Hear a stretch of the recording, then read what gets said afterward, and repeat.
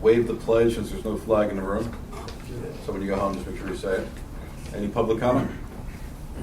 Okay. Approval of the minutes from May 18th. Adam made the motion. I'll second. Second by Matuszewski. Okay. New business, construction update? I did not get a construction update from code enforcement. I asked him several times, and I think the month threw him off because he usually has a reminder, but then I asked him this week twice, and he still forgot. So as soon as I do get it from him, I will email it out to everybody. Cool. Chris, police department. Just a couple from Chief Marciades. Canine George was a recipient of a grant for a bulletproof vest and stab-proof resistant vest for the vested interest in canines. Chief expresses appreciation for the fire and EMS agencies' coordination for the July 4th drive-by event, as well as National Night Out, and the Plymouth Ambulance for allowing us to use their facilities during construction when we need them. I also wanted to congratulate Mike on your appointment as Deputy Fire Marshal. Thank you. September 13th at 5:45, as in previous years, we'll be gathering at the Brad Fox Memorial to remember Brad, obviously, and his sacrifice. And the association's golf outing is on Monday the 9th. We sold out the afternoon in under 2 weeks, but we still have some open spots in the morning if you know anybody interested in golf. That's it. Anybody have any questions for Chris? So that was September 9th? Monday the 9th. Yeah. Yep. October? October. Okay, thank you. John Harville? No, I did receive an email from Fire Chief Chris Schwartz regarding the Ridge Pike corridor becoming over into Plymouth Towns for the construction. So I just wanted to put it out to the township that if you guys do hear some construction updates and stuff, to please let us know. We would like to be involved in the primary conversations with emergency response and stuff, because from Chris's headaches dealing with White Marsh, they were many and pretty serious. So we want to be involved in conversations as far as emergency services when we get to that point with the PennDOT and stuff in the county. I don't know if you've heard anything yet, Karen, but like when they're going to start. Yeah, or like any like rough timeline, or if there's, you know. Yeah, I know there's the notice to proceed was given from Belvoir to Chemical, but not so section, what they call section. So they're not doing much from Chemical all the way to Harmon Road, because you already have the center turn lane there. So they're not doing anything in that area. And there's section C begins Harmon Road through White Marsh to Crescent Road.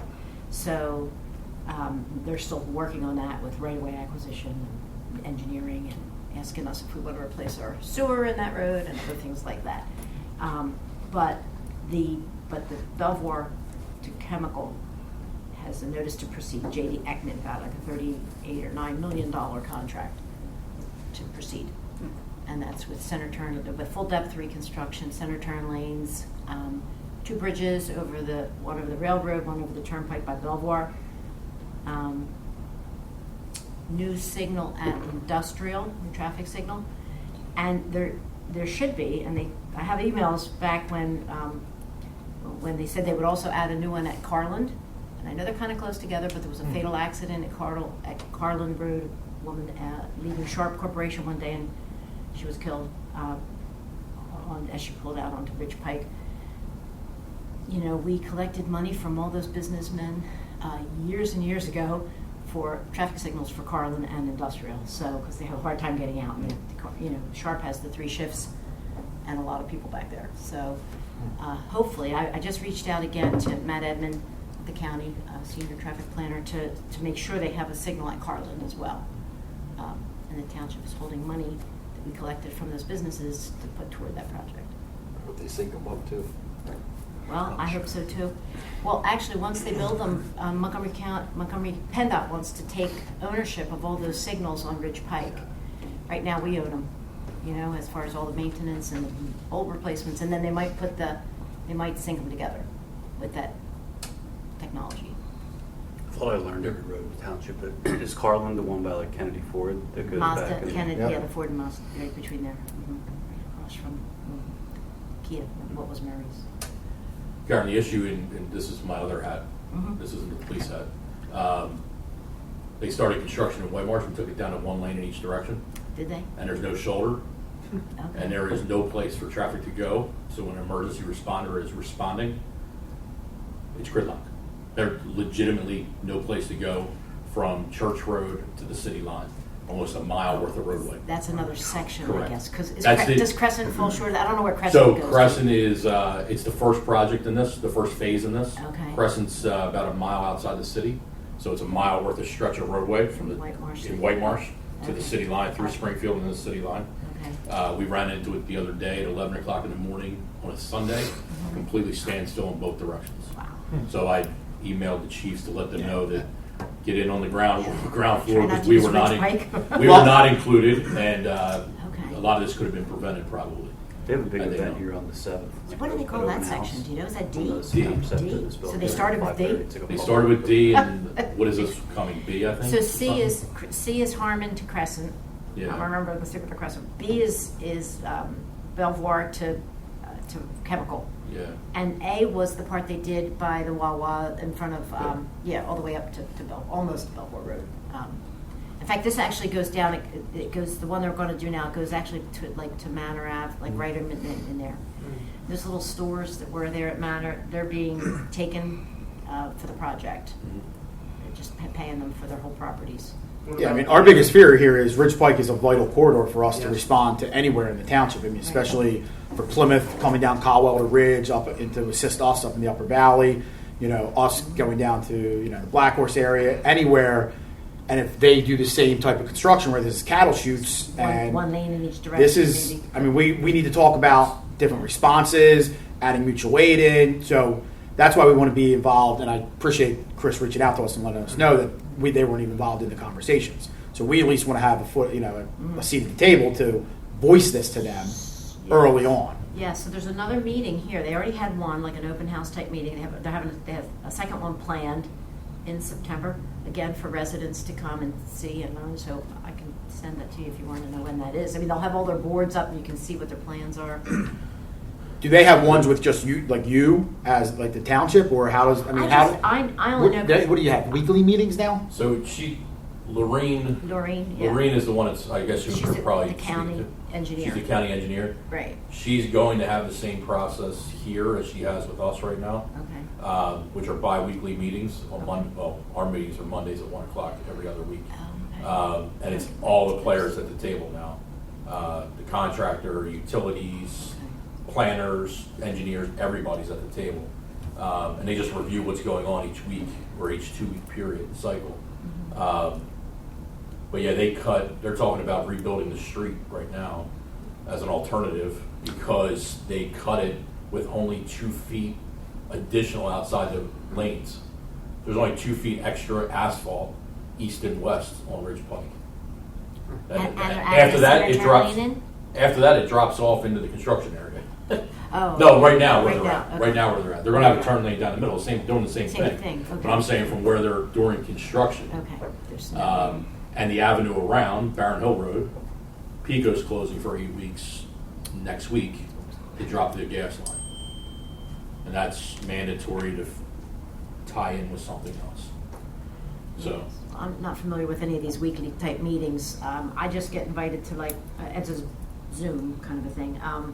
I would say it's usually every other month they have a. she said she hasn't status started the meeting. Plymouth ones yet. Yeah. But they I would just say as they soon will as be you the get same notice time. that, obviously we would, Yeah. and I'm sure I would speak for Chief Leniak also and Mike, we want to be involved in that. And I'm sure Tom would love to be involved Absolutely. as well. So, because this is going to affect all the emergency services. I'm sure Chris, someone from the police department, if you get delegated to that one, would probably want to be involved as I well. hope So, Put Tony on it, right? Yeah. But yeah, I think Yeah. if they do that with Plymouth, which they should do, then definitely, That's what Let's Lorraine get all said, of us that they involved, will too. Eventually get that up and running. They're just not there yet because they're still Right. Just having getting community started. meetings, I guess. Well, they're going to have another Something like community that, I meeting saw. because they asked to schedule a room here, Yeah. for a second meeting here. Yeah. She said she's not up yet with that meeting for this side. Right, yeah. She also said she's using us as the guinea pig to learn what else does. Good to be Thanks. first. Never good to Your be part of first. Ridge was only 1 lane each way, correct? Now it's No, it was 3 lanes total, and they're gonna make it 5, I believe. like originally, Originally, it was 2 west Mhm. and 1 east, and now it's gonna be 2 each direction and a center turn lane, I believe. hopefully with ours already being 2 each way, that maybe it'll be a little. they're probably just going to do 1 and 1. You know what I mean? and work on. Maybe I mean, you'll have who a knows shoulder. until Maybe we you'll have a see. shoulder.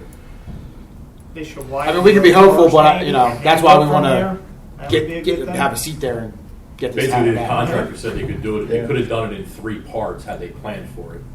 And that would have left basically a lane to get open. Yeah. But they opted for 2 parts, east and west, and now there's no place for anywhere to go. The ambulance was responding on the cut roadway down to the concrete the other day, where they jumped into the construction zone, which Well, maybe they'll we're learn not from going to be this. doing. Yeah, that's scary. Maybe they'll learn from this and do something different here. Hopefully. We can only Hopefully, preach that to them. Yeah, maybe. Maybe, yeah. Secondly, I just wanted to thank everybody for stepping up and doing the July 4th parade.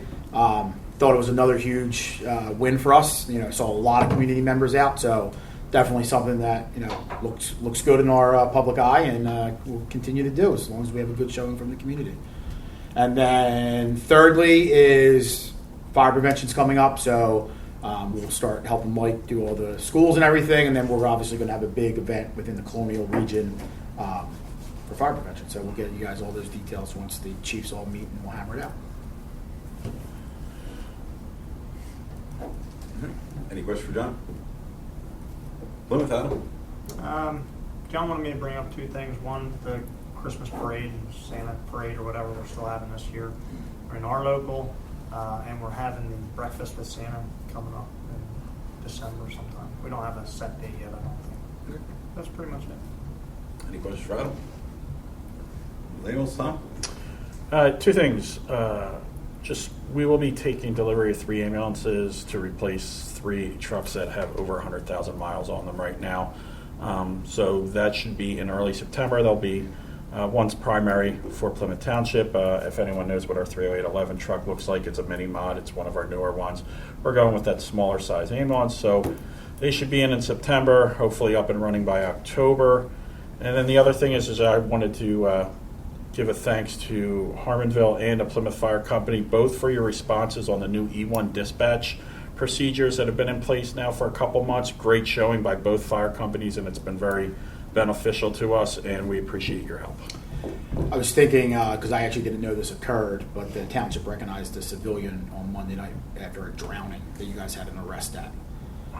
Is that something that you think would be beneficial to be dispatched on too? Because I didn't even know it occurred until the township was So recognizing here- someone Monday night, and I was like, It's funny that you mentioned oh that. my goodness, like that is something we probably should have gone to assist you guys at as well. So Norristown doesn't respond to us on anything, but they respond on drownings. So that may be something that if it goes out as a drowning, Norristown Fire will respond with our EMS. They don't go out for cardiac arrest because they'd be out all the time with us over in Norristown. But I mean, Norristown does it, and I think it would be very beneficial for It you was guys just like to one of come those up. one-offs I didn't even know about, and that kid was in arrest.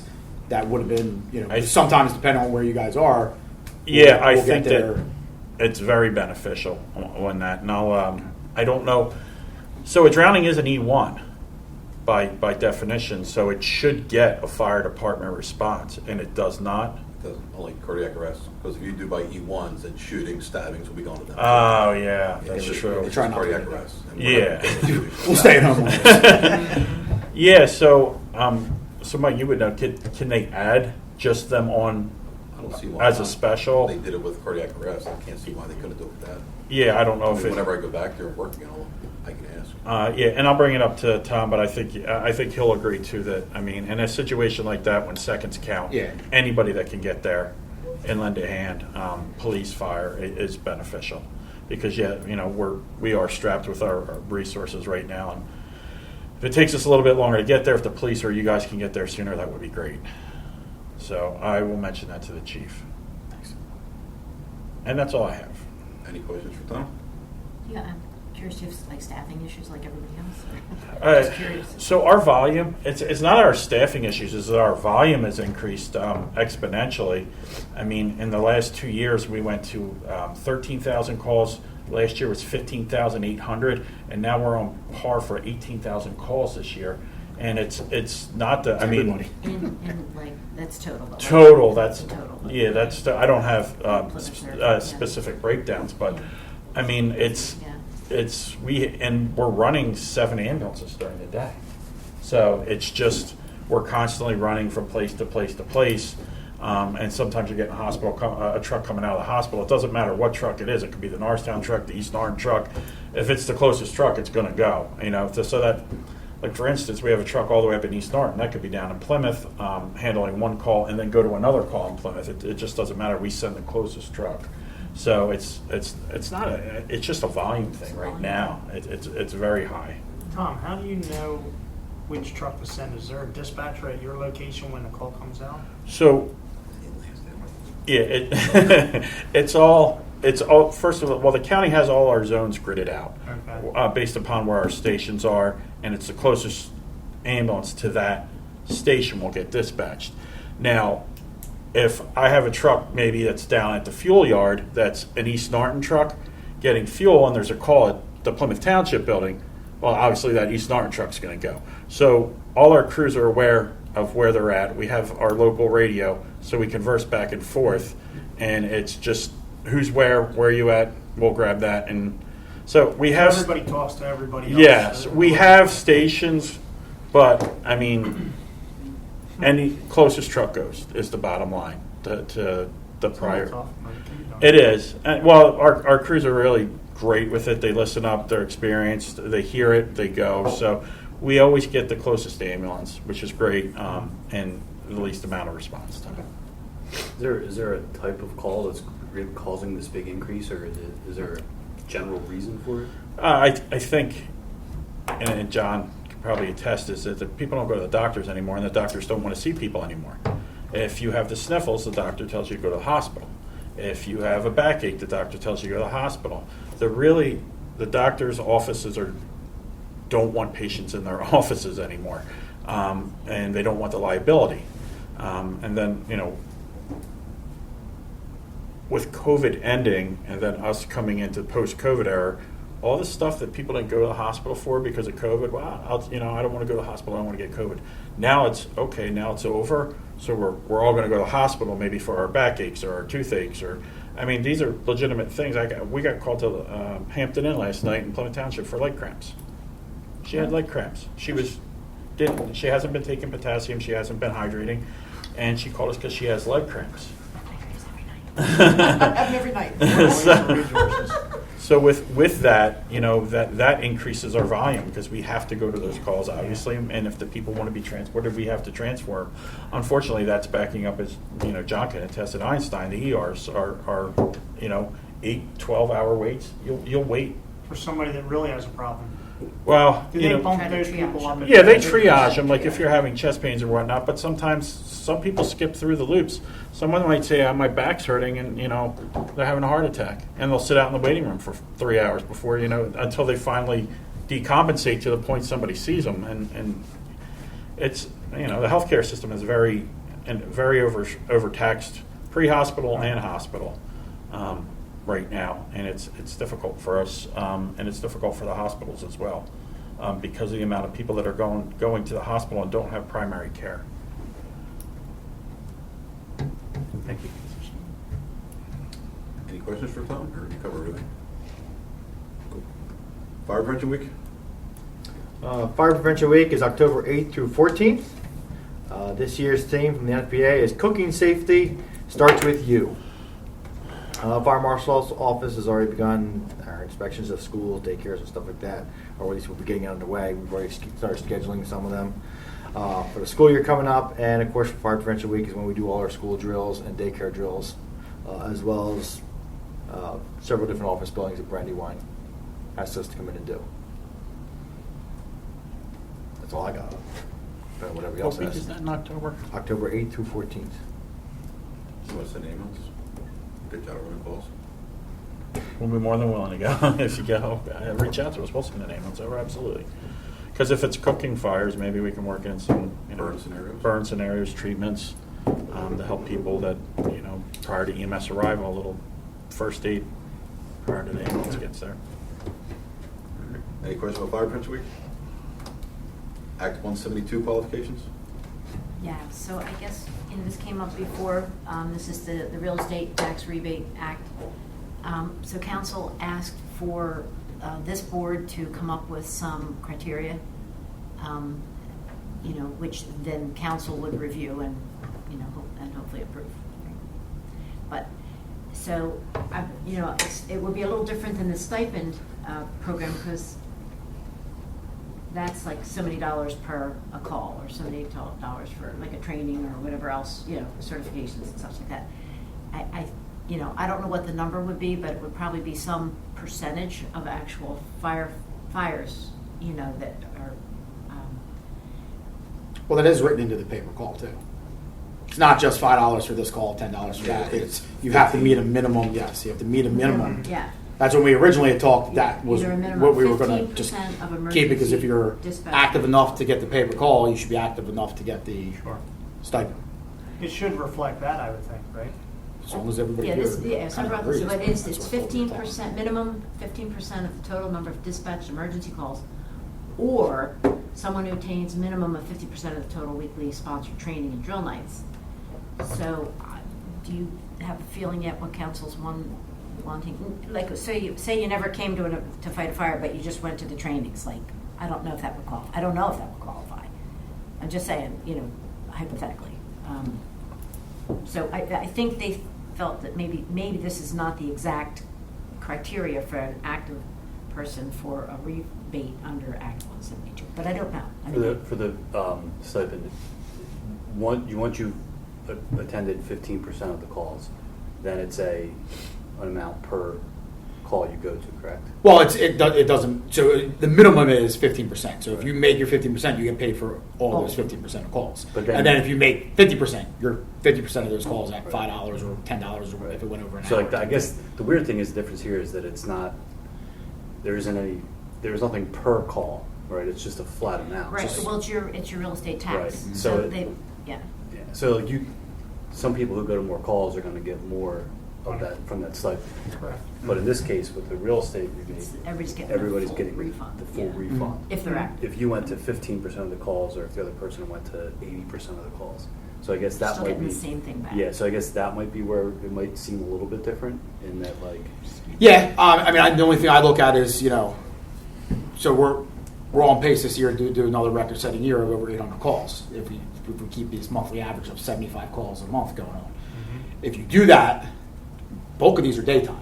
Right. And that's So, it's hard to say. I mean, I know other companies do it could be 15% of the night from 6P to 6A. It could be 15% of 6A to 6P, or it could be 25% of total. So, some people work it like that because you don't want to penalize somebody who can't make daytime calls when that's the bulk of your calls.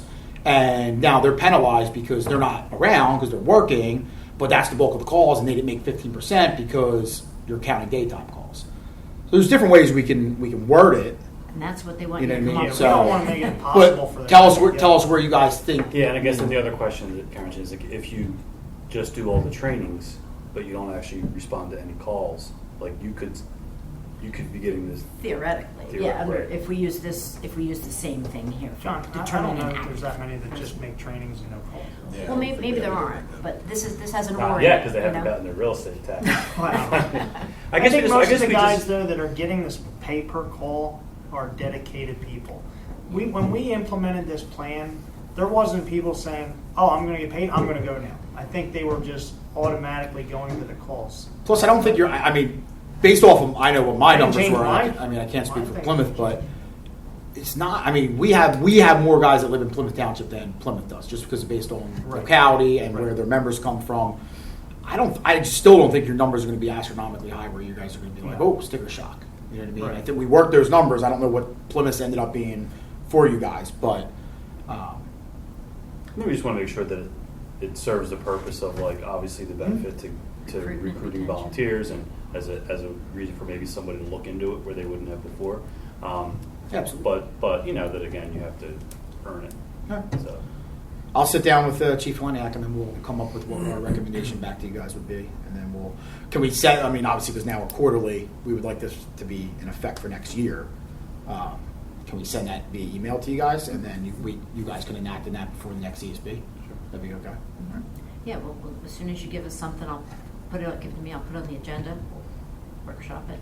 Sure. See what they say. All right. you guys asked this before, but did you guys ever find out, is this something that, like, the school district can take part into? Well, the county is taking on under the table now. The Fire Chiefs Association went to the county and they have had conversations and everything. Our big goal is, I mean, the county's not going to be overall too much as a return either. The big return will be the school district, but we need all 3 municipalities on board to do that. And Chris, put your other hat on. How is White Marsh at this point? I mean, I know you guys were talking, but there's I don't nothing. think I'd like to respond. Okay, sounds good. So It's it's, in the board's hands is what we're told. The Yeah. board is aware of it. that's the big one for everybody. Is the school district. But the act allows for all. Allows for All local, school board, and county. It only helps the community because the people, dedicate their time where,